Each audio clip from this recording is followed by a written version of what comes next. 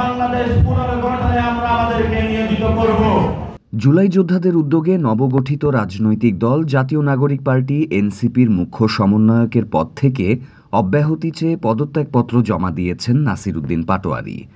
নাম প্রকাশে অনিচ্ছুক এনসিপির একাধিক সূত্র এই তথ্য নিশ্চিত করে জানিয়েছে, 2 সপ্তাহ আগে দলের আহ্বায়ক এবং সদস্য সচিব বরাবর এই পদত্যাগপত্র জমা দেন তিনি।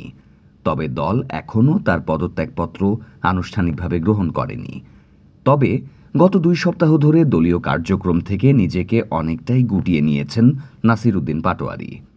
সংশ্লিষ্ট সূত্র আরও জানায়, আসন্ন ফেব্রুয়ারির 13শ জাতীয় সংসদ নির্বাচনের আগে দলে যোগ দিতে চলেছেন বৈষম্য বিরোধী ছাত্র আন্দোলনের সাবেক সমন্বয়ক ও বর্তমান অন্তর্বর্তী সরকারের যুব ও ক্রীড়া উপদেষ্টা আসিফ মাহমুদ সজীব ভূঁইয়া। এনসিপিতে যোগ দিয়ে তিনি দায়িত্ব নিতে চান মুখ্য সমন্বয়কের। বর্তমানে এই পদটিতে দায়িত্ব পালন করছেন নাসির উদ্দিন পাটোয়ারী। আসিফ মাহমুদ সজীব ভূঁইয়ার প্রস্তাবে কেন্দ্রীয় কমিটির শীর্ষ নেতৃত্বের মৌন সম্মতিও রয়েছে। এতেই মনোক্ষুণ্ণ হয়ে পদত্যাগপত্র জমা দিয়েছেন নাসির উদ্দিন। তবে অব্যাহতি নিলেও দলের সদস্য হিসেবে থাকবেন বলে পদত্যাগপত্রে উল্লেখ করেছেন তিনি। এ বিষয়ে জানতে নাসির উদ্দিন পাটোয়ারীকে একাধিকবার কল এবং টেক্সট পাঠানো হলেও তিনি তার জবাব দেননি।